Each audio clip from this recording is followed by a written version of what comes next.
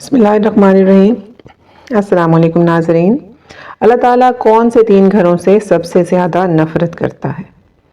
معزز ناظرین، مذہبی کتب میں ایک قصہ یوں بیان ہوا ہے کہ ایک مرتبہ حضرت علی رضی اللہ تعالیٰ عنہ خطبہ دے رہے تھے اور دوران خطبہ آپ نے ارشاد فرمایا کہ اللہ کا قہر اور غصہ کن گھروں پر نازل ہو سکتا ہے، کیونکہ ان گھروں سے اللہ کو سخت نفرت ہے۔ 3 گھر ہیں جن پر اللہ پاک کا قہر اور غضب نازل ہوتا ہے اور جن سے اللہ پاک سخت نفرت کرتا ہے۔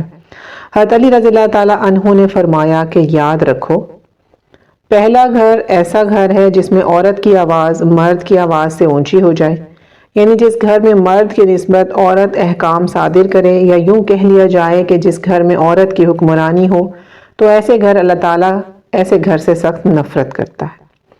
محترم ناظرین، عورتوں کو جو حقوق اور آزادی دین اسلام نے دی ہے، اسلام سے پہلے کسی مذہب نے نہ دی تھی، لیکن ساتھ ہی ساتھ اسلام نے یہ بھی تعلیم دی ہے کہ مرد حاکم جبکہ عورت محکوم ہے، یعنی جب گھرداری کے نظام کی بات ہو تو شوہر کو حاکم جبکہ بیوی کو محکوم بنایا گیا ہے۔ لیکن اس کے برعکس اگر کوئی عورت خود کو اپنے شوہر سے بلند و برتر اور افضل سمجھنے لگے اور گھر کے فیصلے بیوی کرنے لگے تو ایسے گھر کو فرشتے سارا دن کوستے رہتے ہیں، یعنی ایسے گھر پر اللہ پاک کے فرشتوں کی لعنت ہوتی ہے۔ حدیث نبوی ہے، اور تو صدقہ خیرات کیا کرو کیونکہ تمہاری اکثریت جہنم کا ایندھن ہے۔ آپ صلی اللہ علیہ وآلہ وسلم کی یہ بات ارشاد فرمائی تو ایک عورت اٹھ کر کہنے لگی کہ اے اللہ کے رسول، آپ بتائیں وہ کیوں؟ تو نبی کریم صلی اللہ علیہ وآلہ وسلم نے فرمایا، وہ اس لیے کہ تم شکوہ اور شکایات بہت زیادہ کرتی ہو اور خاوند کی نافرمانی اور ناشکری کرتی ہو۔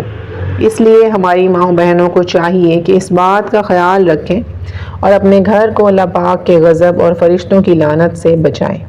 دوسرا ناظرین، حضرت علی رضی اللہ تعالیٰ عنہ نے پھر فرمایا، جب کسی گھر میں کسی کا حق مارا گیا ہو اور اسی ناحق کے پیسے سے اس گھر کا خرچ چلتا ہو، چاہے یہ پیسے کسی یتیم کے ہوں یا کسی بھی دوسرے شخص کے، ایسے پیسوں کو استعمال کرنا اللہ پاک کے غضب کو دعوت دینے کے برابر ہے اور اللہ تعالیٰ ایسے گھروں سے سخت نفرت فرماتے ہیں۔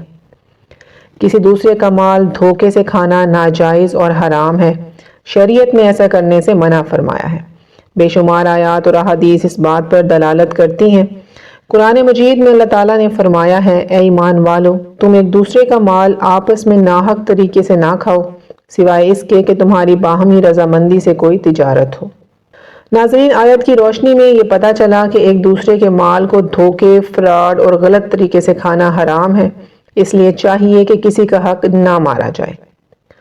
حضرت عبداللہ بن عباس کہتے ہیں، جب اللہ تعالیٰ نے قرآن کریم میں فرمایا کہ اور یتیم کے مال کے پاس نہ جاؤ مگر ایسے طریقے سے جو مستحسن ہے، اب یہ آیت قرآن مجید میں نازل فرمائی تو جن لوگوں کے پاس یتیم تھے انہوں نے ان کا کھانا پینا اپنے کھانے پینے سے جدا کر دیا، تو یتیم کا کھانا بچ جاتا، یہاں تک کہ یہ کھانا سڑ جاتا۔ یہ امر لوگوں پر شاق گزرا تو انہوں نے اس بات کو رسول اللہ صلی اللہ علیہ وآلہ وسلم سے بیان کیا، تو اللہ تعالیٰ نے قرآن کریم کی آیت نازل کی جس کا ترجمہ ہے کہ اور تجھ سے یتیموں کے بارے میں بھی سوال کرتے ہیں، آپ کہہ دیجئے کہ ان کی خیر خواہی بہتر ہے، تم اگر ان کا مال اپنے مال میں ملا بھی لو تو وہ تمہارے بھائی ہیں۔ تو جب یہ آیت اتاری گئی تو لوگوں نے اپنا کھانا پینا ان کے کھانے پینے کے ساتھ ملا لیا۔ نمبر 3 ناظرین، وہ گھر ہے جس میں گھر والے مہمان کے آنے پر ناراضگی کا اظہار کرتے ہیں۔ مہمان نوازی ناظرین نہ صرف پیارے آقا صلی اللہ علیہ وآلہ وسلم کی سنت مبارکہ ہے بلکہ دیگر انبیاء کرام کا بھی طریقہ ہے۔ ناظرین، حضرت ابراہیم خلیل اللہ بہت ہی مہمان نواز تھے اور بغیر مہمان کے کھانا تناول نہ فرماتے تھے۔ حضرت ابراہیم پہلے انسان ہیں جنہوں نے دنیا میں مہمان نوازی کی رسم جاری فرمائی۔ ان کا یہ معمول تھا کہ کبھی تنہا کھانا نہ کھاتے تھے بلکہ ہر کھانے کے وقت تلاش کرتے کہ کوئی مہمان آ جائے تو اس کے ساتھ کھانا کھائیں، اور بعض اسرائیلی روایات سے نقل کیا ہے کہ ایک روز کھانے کے وقت حضرت ابراہیم علیہ السلام نے مہمان کی تلاش شروع کی تو ایک اجنبی آدمی ملا۔ جب وہ کھانے پر بیٹھا تو ابراہیم علیہ السلام نے فرمایا کہ بسم اللہ کہو۔ اس نے کہا میں نہیں جانتا اللہ کون ہے اور کیا ہے۔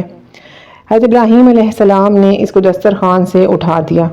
جب وہ باہر چلا گیا تو جبرائیل امین آئے اور کہا اللہ تعالیٰ فرماتے ہیں کہ ہم نے تو اس کو کفر کے باوجود ساری عمر رزق دیا اور آپ نے ایک لقمہ دینے میں بھی بخل کیا۔ یہ سنتے ہی ابراہیم علیہ السلام دوڑے اور اس کو واپس بلایا۔ اس نے کہا جب تک آپ اس کی وجہ نہ بدلائیں گے کہ پہلے مجھے کیوں نکالا اور اب کیوں بلا رہے ہیں، میں اس وقت تک آپ کے ساتھ نہ جاؤں گا۔ حضرت ابراہیم علیہ السلام نے واقعہ بتا دیا اور یہی واقعہ اس کے مسلمان ہونے کا سبب بن گیا۔ تو اس نے کہا کہ وہ رب جس نے یہ حکم بھیجا ہے بڑا کریم ہے، میں اس پر ایمان لاتا ہوں۔ پھر حضرت ابراہیم علیہ السلام کے ساتھ گیا اور مومن ہو کر باقاعدہ بسم اللہ پڑھ کر کھانا کھایا۔ ناظرین، مہمان نوازی کی اہمیت اجاگر کرتے ہوئے رسول کریم صلی اللہ علیہ وآلہ وسلم نے فرمایا جو شخص اللہ اور آخرت کے دن پر ایمان رکھتا ہے اس کو چاہیے کہ اپنے مہمان کی تعظیم اور خاطرداری کرے۔ مہمان کے ساتھ تکلف اور احسان کرنے کا زمانہ 1 دن اور 1 رات ہے اور مہمانداری کرنے کا زمانہ 3 دن ہے۔ اس 3 دن کے بعد جو دیا جائے گا وہ ہدیہ و خیرات ہوگا اور مہمان کے لیے جائز نہیں ہے کہ وہ میزبان کے ہاں 3 دن کے بعد اس کی استدعا کے بغیر ٹھہرے کہ وہ تنگی میں مبتلا ہو جائے۔ اس کا احترام کرنا چاہیے۔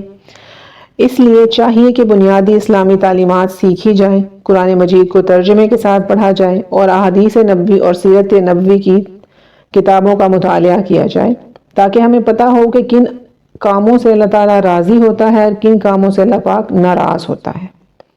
ایک مسلم خاتون کی سب سے پہلی ذمہ داری یہ ہے کہ وہ اپنے گھر کے ماحول کو پاک صاف رکھنے کی کوشش کریں اور گھر میں ایسا ماحول بنائیں جس میں بچوں کی از خود تربیت ہوتی چلی جائے۔